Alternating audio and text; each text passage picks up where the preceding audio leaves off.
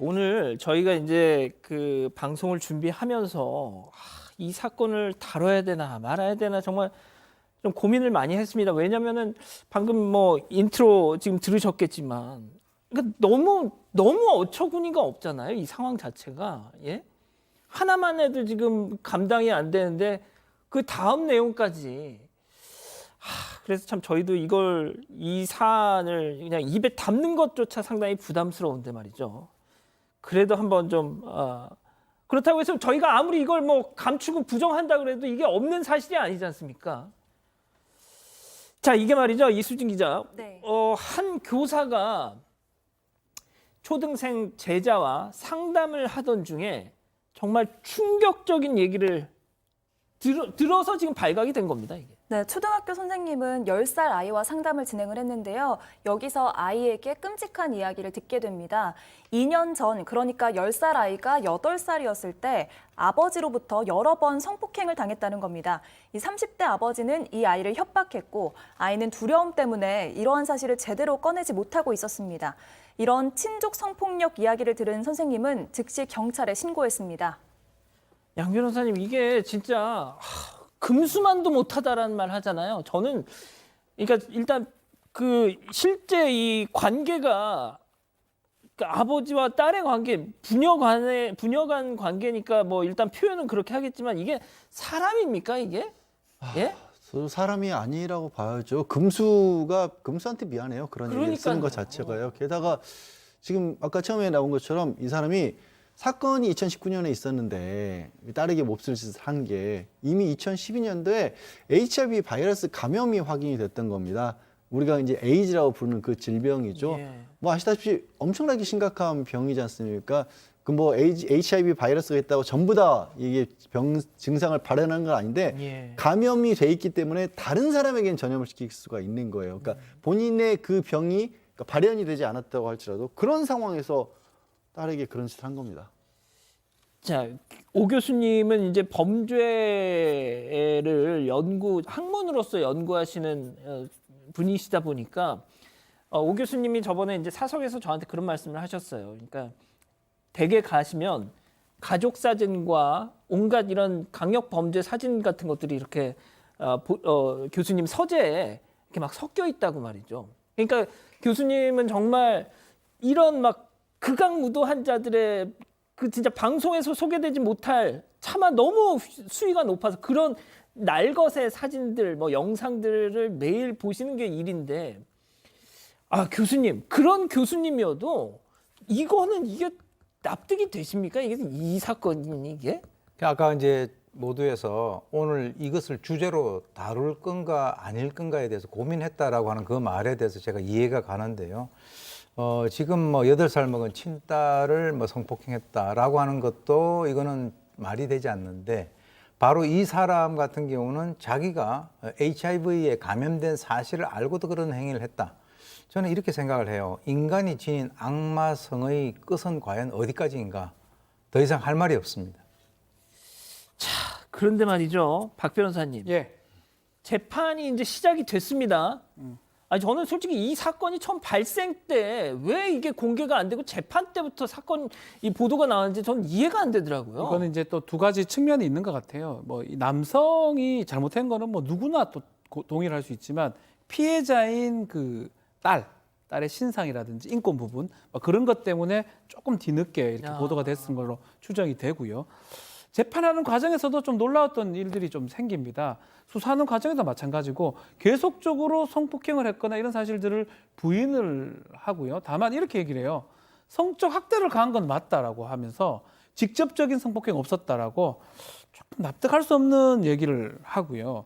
그렇지만 재판부 입장에서는 이 딸 피해자가 수사 과정에서 얘기했던 게 너무 구체적이고 대체적으로 일관성이 있다라고 합니다. 예. 그래 그런 것들을 봤을 때는 이 어린 나이임에도 불구하고 상당히 타당성이 있기 때문에 이 성폭행 부분 일부를 인정하면서 유죄를 선고를 했습니다. 재판부가 이 사람 같지도 않은 인간에 대해서 성폭행 혐의 인정했고요. 다 인정했는데 그런데 좀 이해하기 어려운 선고를 내렸습니다. 그 이유가 뭐였는지 체크포인트 짚어보죠. 다행히 감염되지 않았다. 그러니까 이 피해자, 전 딸이라고 부르고 싶지도 않습니다. 이 피해자가 HIV 바이러스에 그래도 이걸 다행이라고 말해야 되는지 모르겠습니다만 감염이 안 됐다고 재판부가 판단을 했다는 거예요. 뭐 감염되지 않은 건 확인이 됐고요. 일단 그 사실은 분명히 다행인 건 맞죠. 다만 이제 이것만 보시면 아 그래서 좀 가볍게 봐준 거야, 그럴 수 있는 거야라는 생각을 할 수 있다는 것까지도 저는 이해는 합니다. 예. 근데 이제 재판부에서는요 사실 이런 부분들을 다 인정을 했어요. 처음에 뭐 성폭행, 그다음에 유사성의도 있었다. 그리고 이거 사실 이제 HIV 감염자가 다른 사람에게 어떤 보호 조치 없이 성관계를 갖는 것 자체도 범죄로 규정하고 있거든요. 맞습니다. 전파 매개행위라고 해서 맞습니다. 이것도 유죄로 인정을 했습니다. 다만 유죄로 인정을 다 하면서 그래도 불구하고 천만다행히도 이제 감염되지 않았다는 얘기를 쓴 건데 이거는 이제 양형의 참작 사유로 이렇게 밝히고 있다 보니까 보시기에 따라서는 혹시라도 그것 때문에 봐준 거야라는 그런 생각을 하실 수가 있어서 조금 이제 제가 여러 번 말씀드린 것처럼 양형사유 쓸 때 우리 판사님들이 일반인들이 보기에 이게 판결문이 공개될 수 있고 봤을 때 어떤 느낌을 받는지도 좀 생각을 해주셨으면 좋겠다라는 생각을 합니다. 그러니까요. 진짜 이 양 변호사님이 말씀하신 거 진짜 제 생각하고 똑같습니다. 예? 자, 그런데 말이죠. 제가 진짜 정말 아마 그 판사님들이 사건 반장 보시면 저 진행하는 놈 저거 왜 저렇게 왜 판사들 뭐라고 하는지 모르겠다 그러고 막 이렇게 생각하실지 모르겠는데 자 12년 네. 자 박 변호사님 이 가해자 이 인간 같지도 않은 이게 39살인데 50살 돼서 나옵니다. 그렇죠? 이 피해자는 딱 20대 초반이 돼요. 너무 법적인 관점에서 봤던 것 같아요. 예를 들어서 뭐 강간이 되거나 됐을 때 상해가 되거나 치상이 되면 좀 더 가중되게 처벌받습니다. 그렇지만 지금 음성 판정받았기 때문에 상해라든지 이런 그 결과는 없었지 않느냐라는 게 지금 이게 12년 됐던 이유고 또 양형이 조금 반영됐던 이유거든요.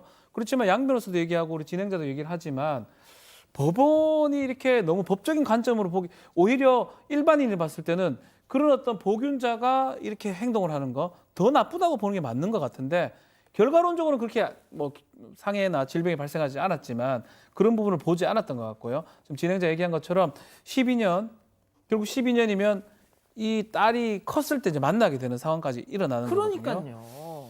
그런 부분들을 좀 고려가 돼야 될 것 같고 만약에 이제 뭐 교도소 가거나 했을 때는 재범이라든지 막기 위해서 상당한 노력이 좀 필요한 상황이 아닌가 그렇게 보입니다. 자, 그래도 아무튼 이 친권을 상실하게 이건 뭐 당연한 얘기지만은 검찰이 그래도 아이를 보호하기 위해서 아버지의 친권 상실을 청구를 했고 이거는 받아들여졌습니다. 자, 교수님 그런데 말이죠. 이 사건에서 정말 제가 제일 충격적이었던 거, 이보다 더 충격적이었던 거, 바로 이 친모, 엄마. 일단 남편의 선처를 부탁했답니다. 재판부에. 선처가 의미가 뭐죠? 도대체 뭘 선처를 해달라는 거죠? 그런데 의외로 이런 종류의 사건들을 보게 된다면 이 가해자의 배우자이자 이 피해자의 딸의 어머니인 그런 주체가 통상 이 범죄자에 대한 선처를 요구하는 것은 그렇게 드문 일이 아닙니다. 그건 뭐냐면 글쎄요, 뭐 본인도 또 앞으로의 뭐 생활이라든가 이런 걸 생각을 하는지는 모르겠습니다만 이 범죄자의 편을 드는 이런 일들을 우리가 자주 볼 수가 있어요. 그래서 저는 개인적으로 이 두 사람 다 부모 자격이 없다라고 생각이 들고요.